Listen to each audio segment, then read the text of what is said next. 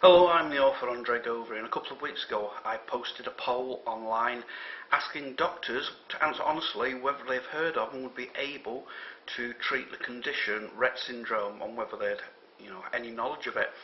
96% of doctors responded admitting that they didn't really know what Rett Syndrome involved and what might be the consequences and the actions required if you suspect a child has Rett Syndrome, or indeed be able to recognise it full stop. So I thought I'd make this very short video to enlighten you on the symptoms of Rett Syndrome, what life's like living with Rett Syndrome for the child and also for their families. And please bear with me for 5 minutes, because this will hopefully maybe one day allow you to spare a family an awful lot of anguish and stop them think they're going crazy and allow you to avoid a misdiagnosis. First of all, Rett Syndrome is a genetic brain disorder. It's caused by a mutation of the MCEP2 gene.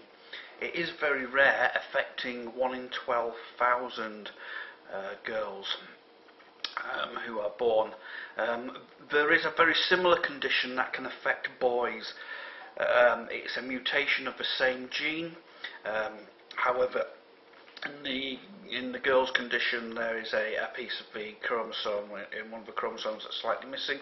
In the boys, there's an additional bit, and it's sometimes referred to as the MCEP2 duplication disorder. However, it's often called Rett, and the symptoms and the suffering are identical for both. However, it is much more common in girls. A typical girl with Rett Syndrome possibly could show symptoms at 6 months, but it's much more common between the age of 18 months and 12 months.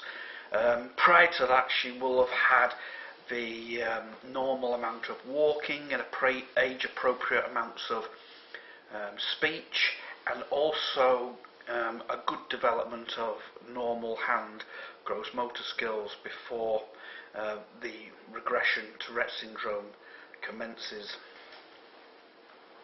She'll start with a regression at about the age of 18 months typically, and this can often be with a constant screaming, a rage for no apparent reason, much more severe than a colic that a baby would have. It's impossible to soothe them. It can go on all day until they fall asleep. They're screaming. There is no communication. They've lost the communication skills.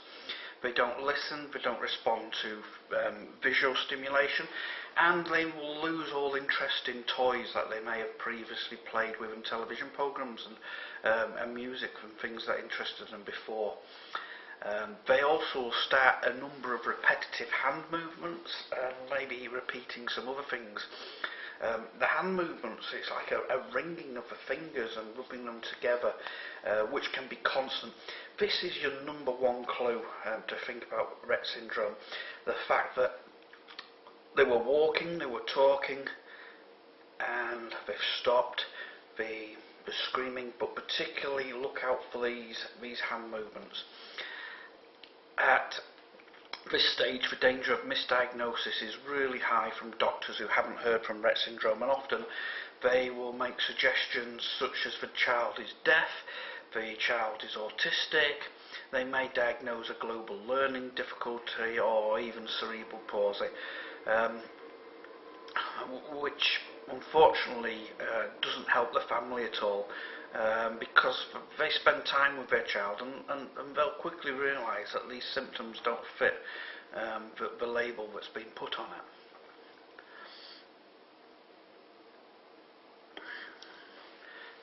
The next stage for a girl who has Rett Syndrome can often be seizures. This is often a really high number of seizures, perhaps over 100 a day. They may vary in intensity and also duration, and it's often combined with a breathing abnormality. Rett girls are often very, very exhausted, and for an unpredictable reason they will hold their breath for a long time, such a long time that it endangers their life. A large number of girls will have problems with their feeding and may later need to be tube fed, and there are many who have problems with their bones and joints. and some will later require metal rods inserting in their spines, both to straighten and strengthen them. Failure to correctly diagnose can cause huge issues for families, with wrong treatments, but also a lack of the correct support. Families are left in despair, wondering what's going on. They often lose friends who think that that child might be going through this for a reason that's behaviour and not medical. And this uncertainty and sticking up for that child against criticism of that child can often break up families. So it's really important, not just for the child but for the whole families, that doctors recognise this condition and we get on the right path of treatment and support at the earliest possible stage. The key things that you should look out for when a child comes and start to consider Rett. First of all, the parents, listen to them. The parents are going to tell you that perhaps she was walking, she was talking, and she was doing all sorts of things that she suddenly stopped doing. It's quite often the reaction of doctors to not believe these parents when they see a child who can't do any of these things. She can't possibly have, but believe the parents. If they say she walked and she talked and she stopped, please don't doubt them. The loss of interest in toys and communication skills. All little kids and little girls like to play with their favourite toys and watch TV, and you have a child that suddenly has no interest in anything around them. That's a big indicator that we should also be thinking about Rett. The abnormal breathing and seizures is a big one, but the biggest clue again is to look at the hands, the repetitive wringing of the hands. That is a real characteristic of Rett syndrome, but if you see this, perhaps you need to be thinking a specialist paediatrician for further testing. Some things for you to be aware of is Rett syndrome is not brain damage. These girls understand exactly what is being said in front of them. Just because they can't respond, don't think that they're not frightened when you're talking about medical procedures or operations in front of them. They hear every word. So it might be that some conversations are better with the parents, away from the child, or sometimes speak to the child in front of the parents and make them feel like they are in the room, not just there being talked about. They know when they look good and they know when they're having a good time. And just because they have Rett syndrome doesn't mean to say they don't know when they're happy and when they're not happy. And this must also be thought about when considering secondary treatments. There have been instances of girls with broken front teeth or dislocated hips, and doctors saying, well, she's got Rett syndrome, what's the point in fixing that? And I'm sorry, but all girls like to look in a mirror and know they look at $1 million, and they can tell when their teeth aren't right. Or certainly, just because they don't walk doesn't mean to say they don't want their dislocated hip correcting. The clinical diagnosis for Rett syndrome is done by blood culture tests, testing for the mutation of the MCP2 gene.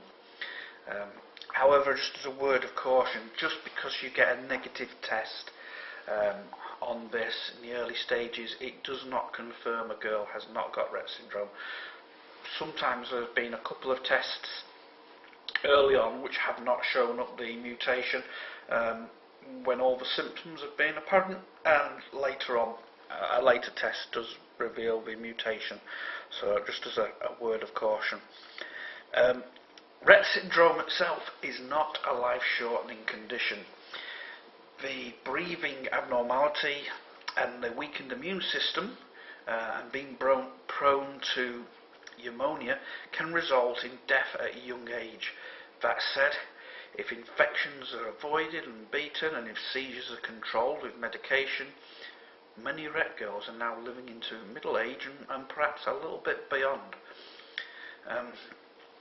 Please use a little time to become aware of this very rare condition that wrecks the lives of 1 in 12,000 girls born every year. It's approximately 200 in the US, just under 20 in the UK each year. Your early diagnosis can have a huge impact on a child and also the whole family. The uncertainty and the stress around uncertainty is absolutely massive. Some girls take over 2 years to actually get a diagnosis. I'm not a doctor. I'm not even a professional presenter, and certainly no person comfortable talking in front of a video camera to myself. I am an author who has spent quite a lot of time studying Rett Syndrome and supporting the charity, and I've written a book called Like Livvy, which gives you the journey from start to, unfortunately, to the finish of a very inspirational but typical girl in many ways, with her journey from birth to normal development to regression, and then living life to the maximum as any girl can who has Rett Syndrome. Please make yourself aware of this condition if you can. Take a bit of time to have a look at that book. It is available from 14 publishers including Amazon. Because as a doctor you're in a position to take away a huge amount of anguish and to get a girl on some correct treatment so that she can get the best out of life with the condition that she has. Clinical trials are presently underway now for drugs which will stop the breathing abnormality, which will make Rett Syndrome even less likely to be a life-shortening condition than it already is.